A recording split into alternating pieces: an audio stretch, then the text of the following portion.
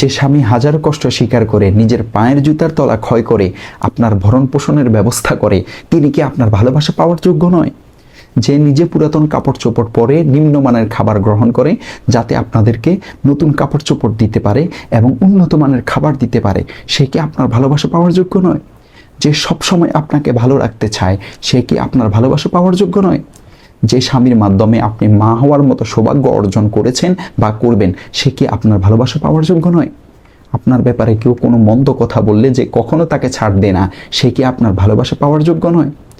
যার সাথে আপনি একসাথে থাকেন এবং পুরো জীবন কাটাবেন, যে কোনো অবস্থাতে আপনাকে ছেড়ে যায় না, সে কি আপনার ভালোবাসা পাওয়ার যোগ্য নয়?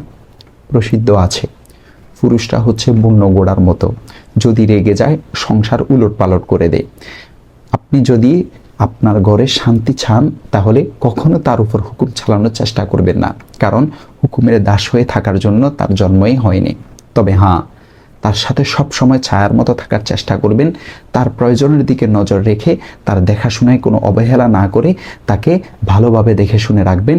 দেখবেন সে একেবারে সোজা গোড়ার মতো আপনার কথা মেনে যাবে। যদি এই কায়দায় না চালাতে পারেন তবে কখনোই ওর মনে জায়গা করতে পারবেন না।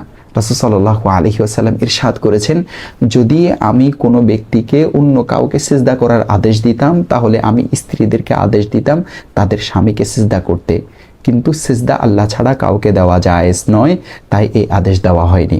আব্দুল্লাহ ইবনে আবি আওফা রাদিয়াল্লাহু তাআলা আনহু বলেন, রাসূলুল্লাহ সাল্লাল্লাহু আলাইহি ওয়াসাল্লাম বলেছেন, স্ত্রী ততক্ষণ পর্যন্ত আল্লাহর হক আদায় করতে পারে না যতক্ষণ পর্যন্ত সে তার স্বামীর হক আদায় করে না।